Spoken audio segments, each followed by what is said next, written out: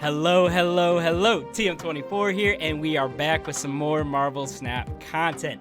Now today, we're talking about Daken. I mean, he is the new card with the season pass. The season's just starting, and he's a really cool and fun card. So you'll see him pop up right here, but on reveal, he's adding the Muramasa shard into your hand. Now, when that shard is destroyed or discarded, you're gonna double up Daken's power. Now that could get absolutely insane, as you will see in game 2. But I've got two decks here, and I think it makes perfect sense. Discard and destroy. It's right there in the shard. It's probably the best way to take advantage of what Daken's got going on. Now this list right here, of course, is the destroy list. We've got the total destroy package. We've got Yondu, Deadpool, Bucky, Carnage. I mean, you see it all there. This is pretty much standard destroy. We've got Death and Knull as nice power dumps, but Daken himself can actually get quite powered up here. Because of Absorbing Man, we could actually put another shard into our hand and get Daken all the way up to a 316, which is kind of insane. But Absorbing Man isn't there for just Daken. You could also copy Venom, you could copy Carnage, not a bad option. Of course, he's got Daken and Deathlok in a pinch just to get some more of those destroys. Now, we took out Nova simply because I didn't feel that Nova warranted a spot, and I feel that this list here, you kind of want to extend the game to get the most out of your destroys and really start powering up that Knull, discounting that Death, and if you can get that second shard, powering up Daken. And as you can see here, I mean, this is just a good deck by itself. Daken just gives you something a little bit more, right? He's going to be a card that you're probably not going to want to destroy, but is going to be a card that has quite a bit of power here. And as you can see, we draw him right here, and that's perfect. We are on turn 5, so we've got time to play him, play the shard, and really start powering up. Now, being even just a 3/8 is really, really nice. Reminiscent of Thor, maybe not quite at the same power level, but he could go absolutely insane. Copying Absorbing Man, like we talked about, makes him extremely dangerous. Now, turn 6 here, you can see we've got the shard, we've got a Venom in our hand to go ahead and eat up that Carnage Wolverine shard lane. Daken is going to get powered up. We're going to get some discounts onto our Death, which of course isn't even in our hand. And then we've got Knull, who of course is going to be powered up by these destroys right here. Now, I'm really high on Daken so far. I think he fits really nicely into these two decks, but I could see him potentially in a couple others. Other decks that I think he might fit in, potentially Thanos Destroy, not a bad card to have down to get some power with all those stones. Carnage coming through, Venom coming through, it's going to feel really nice. As you can see here, we get the retreat. Knull was powered up, but this is the game that kind of showcases what Daken can do. Now, there are definitely some locations that are really going to benefit him and benefit destroy in general, and you will see this when it is revealed next turn. We're going up against as you can see, a Darkhawk, probably Dino. I don't know if they've got Dino or not. We probably make a little bit of a mistake here, tossing Bucky into the Dark Dimension, but once we see the cloning bats come through, we know we are in good shape.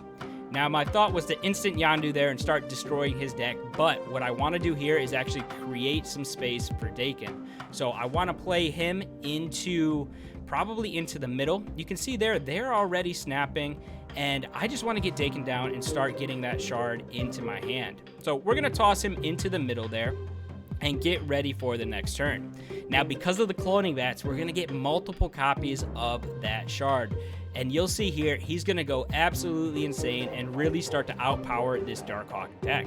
We're going to get Yondu down. We're going to be able to get the shard down. We wanted to clear some space in our hand as well to make sure that we aren't overflowing it with the cloning bats. Yondu comes through and takes out an Iron Man, which honestly is not a bad target to hit.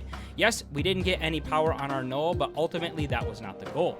As you can see here, we pick up 2 shards and we can immediately go into a Venom, which is really, really nice. Yes, Venom will only be 5 power, but watch what happens to Daken right here. Magik is going to come through, extending the game for us, so we didn't even have to play it, and that really just plays into our hand. Venom comes through, eats up both of those shards, and all of a sudden we've got 8, we've got 16, and that middle lane is probably ours. We know that we can get another shard. We know that we can play Venom as well, and we've already got the Dark Dimension kind of loaded up, ready for Carnage.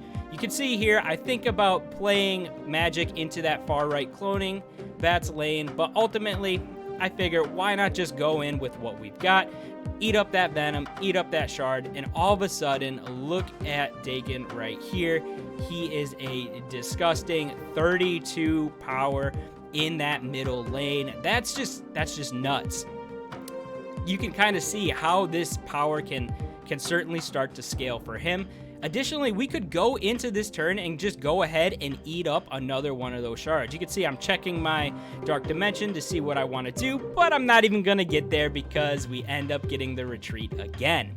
Now, we're on to the discard deck. And again, it's right there in the shards, the shards ability, discarded or destroyed. So obviously, we wanted to try the discard list as well. Now, this is a fairly standard MODOK discard list. But where we always felt we were a little bit weak with this list was at that 3-drop. Of course, you've got Lady Sif. You could go Swordmaster. I don't really care for the random discard, so Daken fits in perfectly. Getting that shard into our hand, yes, he's only going to be 8 power, but a 3/8 is kind of nasty. And we get the additional discard on something like our Morbius, and we're feeling really good about what we've got here. Additionally, this just runs the MODOK Dracula combo that is very, very difficult to beat. So as you can see here, we're tied in Mojo World in terms of cards there. We know our Daken is going to get powered up once we start discarding some of these cards. We decided to just get Dracula down onto the Quantum Realm because that's going to be a really tough location for him to get any power into and really try and contest us there. Magik, again, is extending the game. While we don't have Magik in this list for us, in a discard list, we probably don't want to be extending. We kind of want the game to end at 6.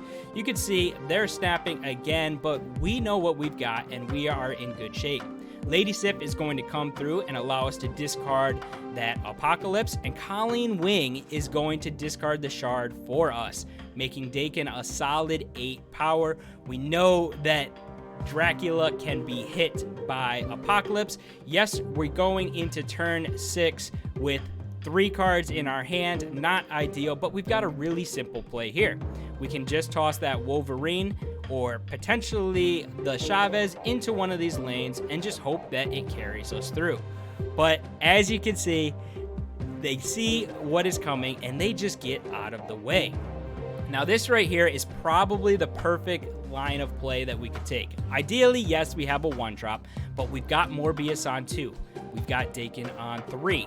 We even have MODOK ready for 5, so we can definitely do some damage here. If we hit a Dracula and then Apocalypse, we are going to be in really, really good shape. Now what we see here is Psylocke going into the Gamma Labs. That's a little bit scary.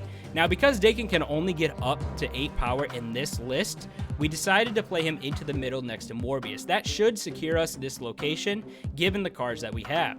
Because they didn't play into Gamma Labs, we know that we can contest with Dracula, and picking up Apocalypse there is absolutely huge.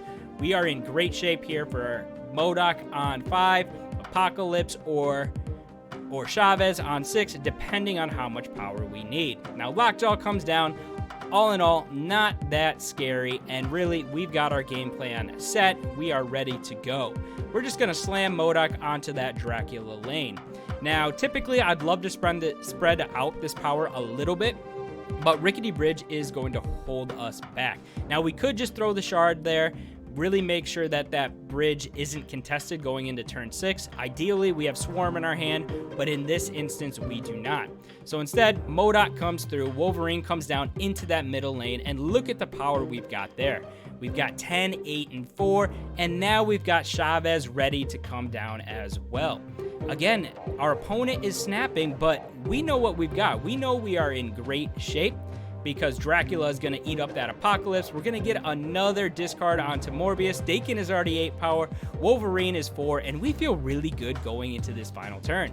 Now, they do get a White Tiger, which is nice, but they tossed it into the bridge, which is worst case scenario for them.